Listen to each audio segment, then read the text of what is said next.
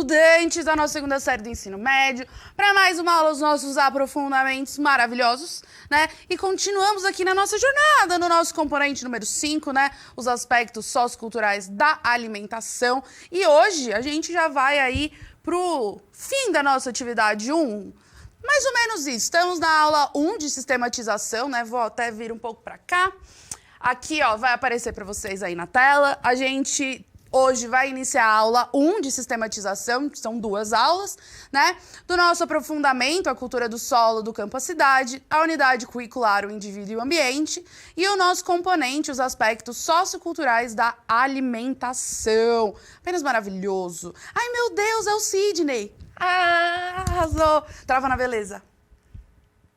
É sobre isso. Gente, assim, todos os intérpretes aqui são maravilhosos, mas o Sidney, assim, a gente trava na beleza e é tudo. Tudo nessa vida. E aí, hoje, né, a gente vai continuar as nossas aulas da atividade número 1, que a gente então estava falando sobre cultura e tudo mais. E agora a gente vai ali para a finalização dessa atividade número 1, tá? Lembrando que não é porque ela está terminando que a atividade 2 a gente não vai meio que continuar trabalhando esses assuntos, né? A gente só vai ter ali um olhar diferente, uma perspectiva um pouco diferente. Pra gente lembrar, né, que se você quiser baixar o material, eu nem vou pedir para os meninos colocarem na tela, mas vocês, ó, tem aqui o resumo do componente, os eixos estruturantes, né, investigação científica e processos criativos, e as habilidades. Então, sempre que você precisar, que você tiver alguma dúvida e quiser consultar em todas as aulas daqui até o fim, né, todos os PPTs no começo, eu vou deixar essas informações para se vocês baixarem o material, vocês têm acesso. E, já que eu estou falando disso, aproveitar que sempre no final tem as orientações para os estudantes, que ali eu deixo alguns vídeos, alguns sites, alguns textos ali que podem te ajudar, e uma sugestão de atividade para você aí desenvolvendo e se aprofundando, né? Que essa é a nossa intenção. E hoje temos aqui uma frase para começar. Que a cultura é pública porque o significado é. Ponto. Uma frase aí do Clifford Geertz, que a gente já viu, né, ele em outras aulas aí, acredito que tenha sido na aula Desenvolvimento 1, ou foi na 2, mas eu tenho quase certeza que foi no Desenvolvimento 1. E ele traz essa frase dizendo que a cultura ela é algo público. Então, significa que a cultura ela é algo que é compartilhado por todos nós, né? É de conhecimento público. Todo mundo que está dentro da nossa sociedade, dentro dos grupos sociais, conhece a cultura e tem noção, né, dos aspectos básicos dela. Só que ele complementa, a cultura é pública porque o significado é. E o que traz isso?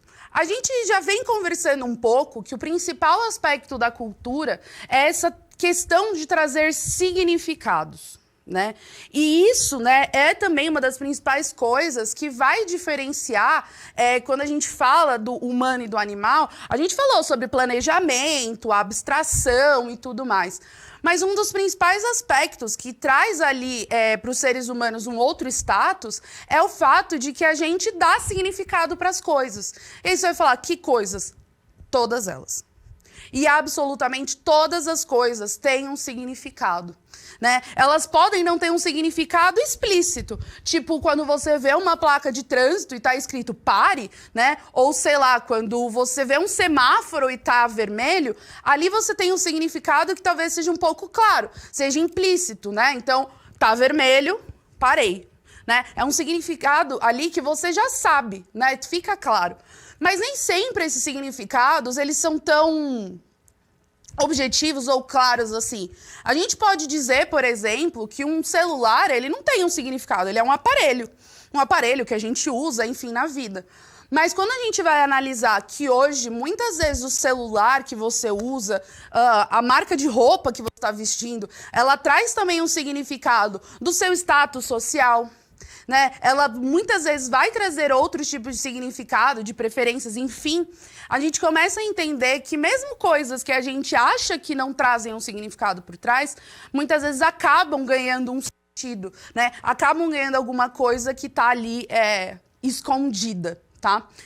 Escondida não porque não é para ninguém saber, é um segredo secreto, né? Não é porque é um segredo. Na verdade, é porque são coisas que estão dentro das dinâmicas que a gente vive.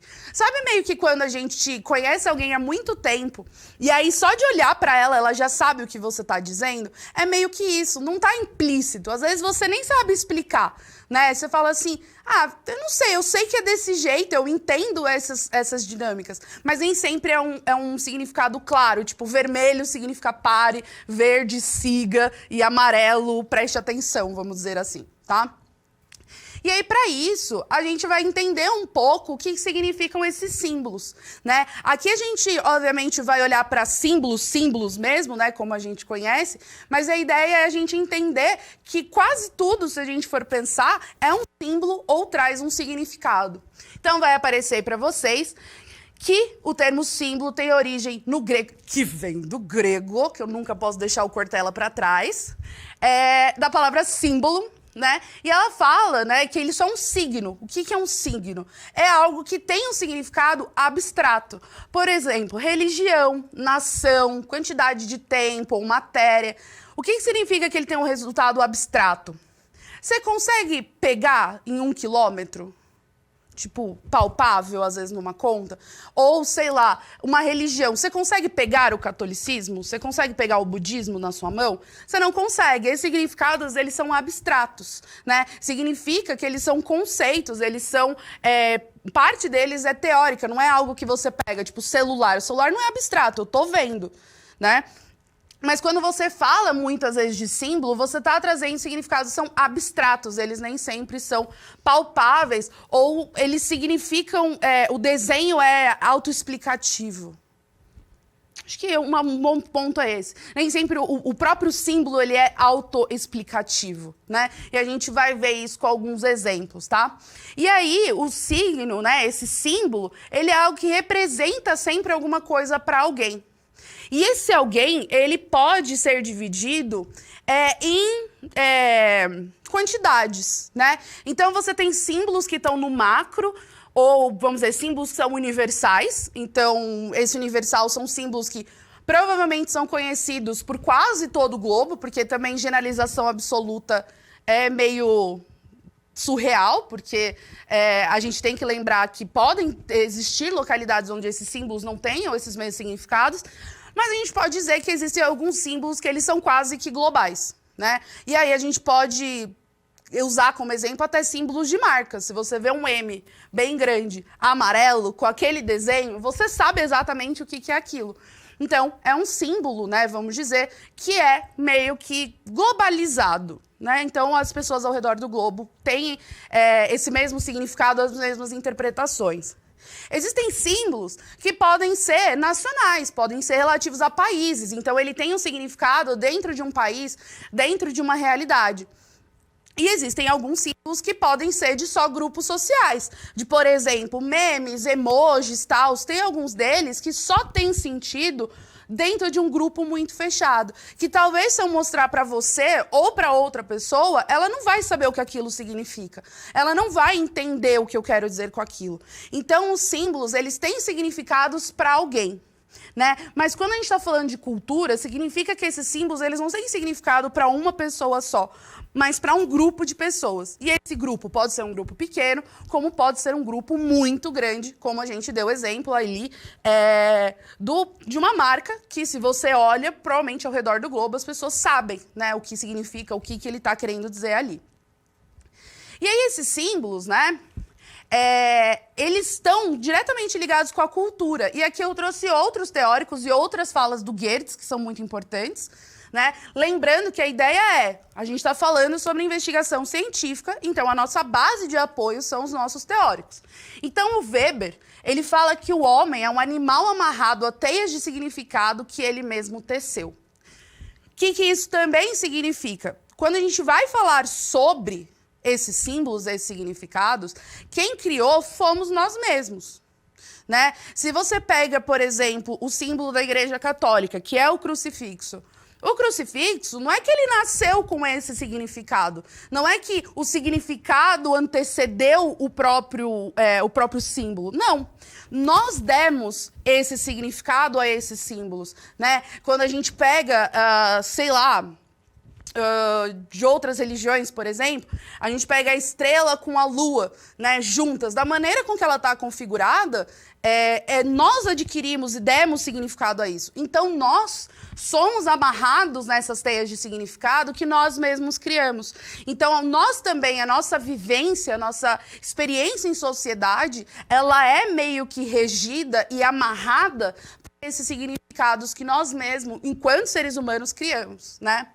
O Geertz também fala que a cultura ela vai falar de um padrão histórico, que é transmitido e significado em símbolos, né? É um sistema de concepções herdadas que nós expressamos nessa forma de símbolos, né? Por meio dos quais a gente se comunica, né? Perpetua e desenvolve conhecimentos e atitudes em relação à vida, né? Então, muitas vezes esses símbolos eles servem para um processo comunicativo, né? E por causa disso, a nossa cultura, muitas vezes, ela é passada de uma geração para outra com base nesses símbolos, com base nesses significados, né? Se a gente for pensar... Quando a gente pensa em folclore, quando a gente pensa em mitologia, né, que a gente vê aí na escola, mas a gente também ouve aí durante as nossas vivências, todas elas trazem significados. Significado para a chuva, significado para nossas crenças, significados para tudo que está ao nosso redor, né? E isso também vai se expressar nas atitudes que a gente tem em relação à vida. Porque muitas vezes esses significados, eles não são só tipo, isso significa pão. Isso significa banana. Às vezes, é aquela questão de isso significa um status social, né? Isso traz um sentido de uma benfeitoria, de solidariedade, enfim, de unidade. Então, esses símbolos, eles trazem também coisas que vão pautar as nossas atitudes. E quando a gente fala, continuando do Geertz, ele também fala do Max Weber, que foi o primeiro que a gente leu aqui, né? Ele fala que acreditando, né, como Max Weber, aquele homem é um animal suspenso por essas teias de significados, né? Porque muitas vezes esses significados, eles elevam a gente de uma posição de olhar as coisas exatamente como elas são, né? A gente para de olhar essa mesa simplesmente como uma mesa, essa cor só por ser essa cor, né? A gente começa também a criar essas teias, né? E para ele, né, essas teias de significados, né, nós somos um animal suspenso em teias de significado, que nós mesmos, né, giramos em torno delas. E ele toma as culturas, né, para serem essas teias. Né? É uma análise e, portanto, não é uma ciência experimental em busca de uma lei, mas é uma interpretativa em busca de significados. Quando a gente fala sobre a diferença, muitas vezes, das ciências humanas para as ciências da natureza, uma das principais diferenças é isso. Quando a gente vai falar das ciências humanas, né, claro, salvo ali algumas áreas, mas muitas delas, a nossa busca, né, de conhecimento, a nossa construção científica, não é pautada em determinar leis, né? Então, tipo, toda pessoa que é, sei lá, budista, age dessa maneira, fala desse jeito e gosta dessas coisas, como uma lei. Mas não. A ideia é que a gente tenha a interpretação dos significados que as pessoas deram para aquilo. E a gente entendendo o significado que essas coisas têm e o significado que nós incorporamos dentro da gente, a gente começa, né, a entender a sociedade de uma maneira diferente. A gente começa a entender as dinâmicas sociais, né, e principalmente a maneira com que essas estruturas vão acontecendo no nosso dia a dia. Porque, no caso, esses símbolos e significados vai ser o que mais vai reger, muitas vezes, as nossas atitudes e a nossa visão da sociedade. Porque é por meio delas que a gente é ensinado a enxergar essa sociedade, né? Então, por isso que quando a gente fala que a cultura são os óculos pelo qual a gente enxerga o mundo, esses óculos aqui basicamente são as teias de significado, né? É um óculos de significado que a gente olha para o mundo e consegue interpretar ele. A gente consegue entender e absorver essas informações, tá? E aí, para isso, eu trouxe alguns símbolos para vocês, né? Aqui eu trouxe alguns símbolos religiosos, na verdade a gente vai ver alguns ao longo dessa aula, né? Então, por exemplo, aqui a gente tem alguns símbolos em relação às religiões de matriz africana, tá? Que são aqui as guias de santo, tá? Quando a gente fala sobre esses cordões, né, sobre essas guias, elas trazem significados em cada elemento delas. Então, por exemplo, essa parte maiorzinha aqui, eu não vou riscar do outro lado, porque senão eu vou riscar o desenho. Aqui, essas firmas, que são essas pedrinhas, vamos dizer, um pouquinho maiores, elas trazem um significado dentro delas. Por isso que muitas vezes você pode encontrar guias que às vezes não têm firma, outras que têm essa firma, porque elas também trazem um significado. As cores têm significado para eles também. Para muitas culturas, tá? Eu estou usando eles como exemplo porque eu consegui essas imagens aqui.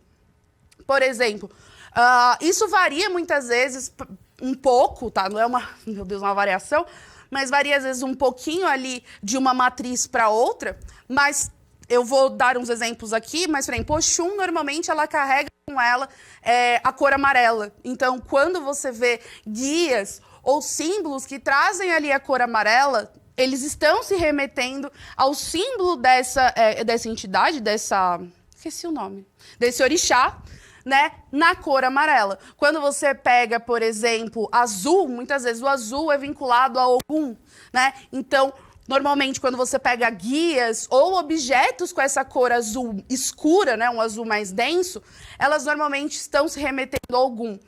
Claro, eu estou dando exemplos, ali você tem as variações, a gente não está realmente explorando, né, os símbolos dessa religião em específico, eu estou dando aqui exemplos, tá? E aqui, por exemplo, você tem um arco e flecha e um machado, né? Esse machado, normalmente, ele vem aí com o significado de Xangô, né? Xangô, que é visto aí como orixá, muitas vezes, da justiça. E o símbolo dele é um machadinho, né? Um machado pequeno com duas... Como se fala? Com duas lâminas. É aquele machado que é assim, com esse desenho horrível? Não. Mas com duas lâminas. Assim como você tem... Eu acredito, se eu estiver errado, eu peço 1000 perdões, que você tem aqui o símbolo do arco e flecha representando Oxóssi, que tem relação com as matas, né? Então, remete ali a questão das matas, do caçador, enfim. Então, dentro disso, ele traz essas ideias de significados. Então, não é o colar pelo colar, não é... para todo mundo ficar igual. Não é. Eles trazem esses sentidos, esses significados. Aqui, a gente tem símbolos pagões, tá? A gente chama de pagões, mas aqui são símbolos tanto celtas quanto nórdicos.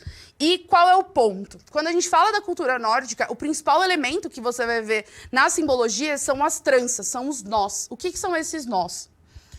Você está vendo que em todos os momentos existe um cruzamento de linhas, né? Então, aqui a gente tem um dragão, tá? Esse daqui é a simbologia do dragão celta. Esse daqui é o dragão celta. Isso daqui é uma trinqueta. Isso aqui é um pentagrama. Aqui é uma trinqueta. O martelo de Thor, né? O Mjolnir. E aqui a gente tem a Yggdrasil, ou em outras religiões você também tem a representação da árvore como árvore da vida, tá? Por exemplo, aqui, quando você fala dessa árvore, você vai falar, mas é uma árvore. Não, essa árvore, por exemplo, para a cultura nórdica, traz a ideia da Yggdrasil. O que é essa Yggdrasil? Ela é a árvore que fica ali entre esses mundos, entre Midgard, Asgard, enfim. E ela é ali como se fosse a estrutura que a gente tem entre esses mundos, entre esses universos. Aqui o dragão, por exemplo, ele traz a ideia de que o dragão ele é um animal que ele rasteja pelo chão, né? Ele voa ali no ar e ele também solta fogo, ele solta energia de dentro dele. Então, muitas vezes, é a junção do poder do dragão, mas principalmente com a relação dos elementos. Então, ele traz um significado adicionado. Muitas vezes, quando a gente vê as trinquetas, existem ali algumas variações de acordo com a religião, enfim. Mas a trinqueta, normalmente, são as fases da lua, são as fases da nossa vida, né? São os momentos que a gente vai passar ali. Então, elas também não são símbolos por símbolos, elas trazem significados. Eu vou até explorar o futark, porque aqui, eu não sei se vocês vão conseguir ver, mas tem escritas em futark, que a gente conhece como runa, tá? A gente ouve falar como runa, mas é o futark, que é a escrita nórdica, e onde cada um desses símbolos, não é que eles representam uma letra, eles representam um significado. Um exemplo mais simples é que essa runa aqui, se ficar meio ruim, vocês me avisam. Que é isso aqui, é como se fosse uma setinha assim, tá? Ela é o... Na verdade, não é tão setinha assim, mas ela é o símbolo de Tyr, né? Tyr, que tem a história com o lobo Fenrir, enfim. E ela traz, junto com, obviamente, ser utilizado como um alfabeto, ele traz junto ali o significado da representação de uma divindade e da representação que essa divindade também traz com ela, né? Aqui a gente tem outros símbolos religiosos. Meu Deus, eu até risquei aqui, deixa eu limpar aqui. Aqui a gente tem símbolos de outras religiões, né? Então, a gente tem, por exemplo, esse símbolo aqui é o símbolo do Islã, que é essa lua com essa estrela, e é nessa configuração, tá? Porque também uma importância dos símbolos é que se eles forem arranjados, às vezes, de forma diferente, ele pode assumir outro significado. Então, no caso, esse formato de lua e estrela é representativo do Islã. Assim como o crucifixo é representativo das religiões cristãs. Eu não vou nem me ater à católica, porque a gente sabe que as religiões cristãs, assim como tantas outras, elas têm seus desdobramentos e são utilizadas, esse mesmo símbolo, assim como aqui a gente tem o símbolo das religiões ali de origem judaica, né? Que é a estrela de Davi. A gente também tem diversas religiões e diversos símbolos que hoje a gente pode até encontrar na cultura pop, sendo utilizados aí muitas vezes um pouco deslocados do seu significado, mas que ali estão expressos, como a própria Anki, que é a cruz egípcia. Eu não vou saber desenhar direito, tá? Eu fiz a cruz parecendo com o do Vampiro à Máscara, mas ela não tem esse trequinho aqui, tá, gente? É só redondinho. A Anki, por exemplo, ela é uma cruz que traz o significado das religiões egípcias, mas ela é utilizada hoje em dia, inclusive na cultura pop. Eu até lembrei agora que existe uma história em quadrinhos chamada Sandman, criada pelo Neil Gaiman, ela é publicada pela Vertigo, e um dos personagens é a Morte, né? E, na verdade, Sandman é o sono, a irmã dele é a Morte.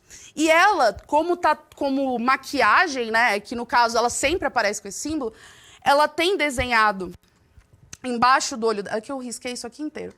Mas deixa eu limpar o slide, que aí vai ficar mais fácil, apagar toda a tinta.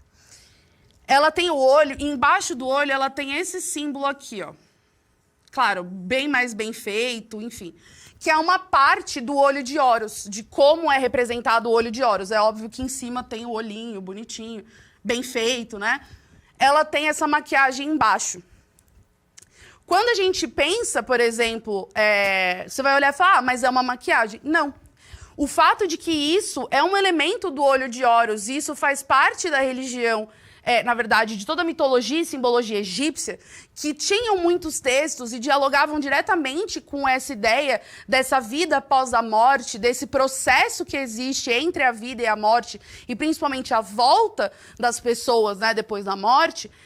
Quando colocado isso num personagem, ele ganha um significado, né? Tanto que ela, por exemplo, usa Anki, que também traz esse sentido de que você vai voltar desse processo.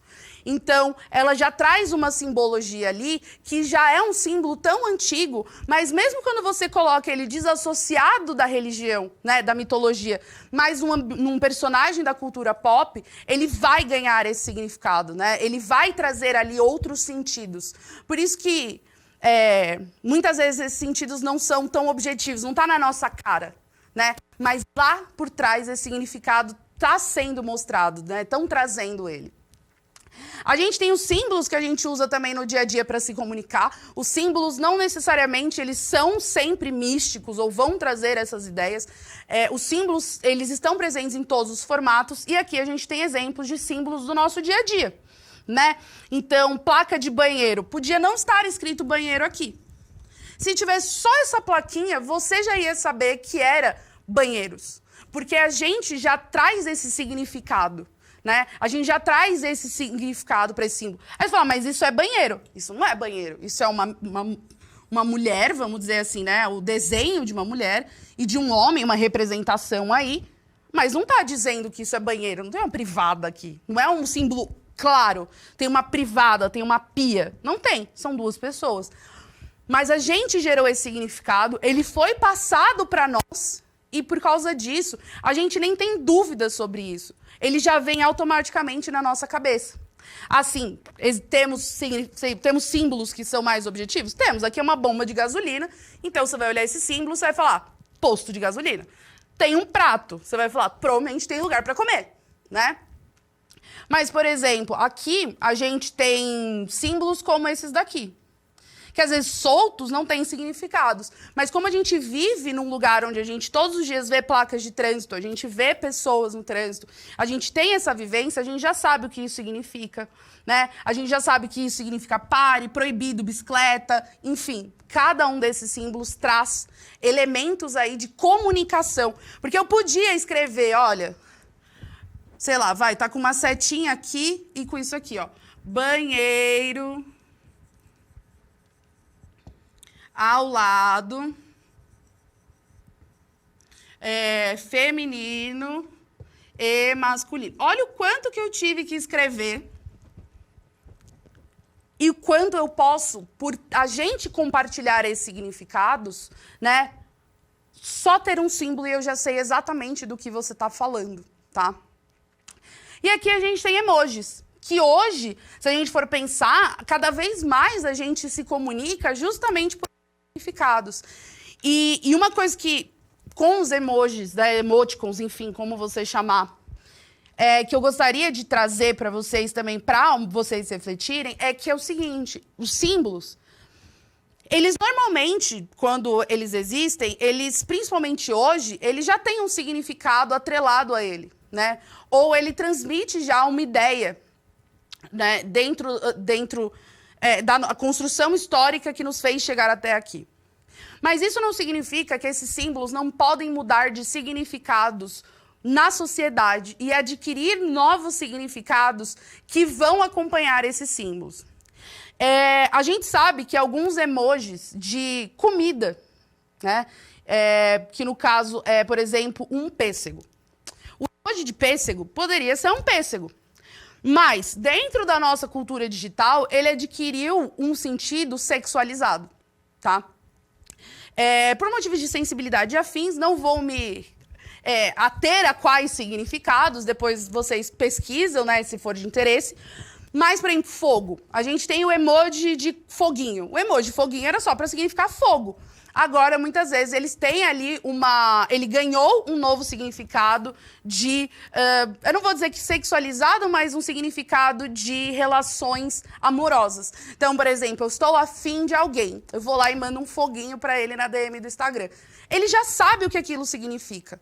Eu não precisei dizer para ele, né? É uma coisa que meio que a gente já entendeu, a gente já sabe o que é. Mas quando esse símbolo nasceu, ele só representava fogo. Nós demos a ele um novo significado e esse novo significado é o que vai acompanhar esse foguinho agora por um bom tempo. Talvez ele vá mudar algum dia, talvez não, né?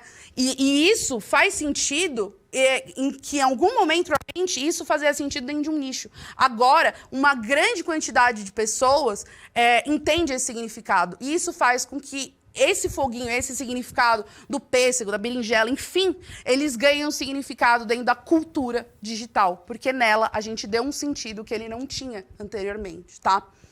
Eu espero que tenha ficado claro para vocês aqui, tá? O nosso tempo está acabando, temos segundos. Aqui também eu trouxe alguns elementos que eu vou pedir para vocês verem depois sobre comidas também que trazem significado. Temos Dia de los Muertos, temos a Páscoa, Natal, aliás, isso aqui é Ano Novo, comidas de santo, enfim, ou que representam, por exemplo, uma cidade ou uma região. E não esqueça de avaliar a nossa aula e a gente se vê na próxima.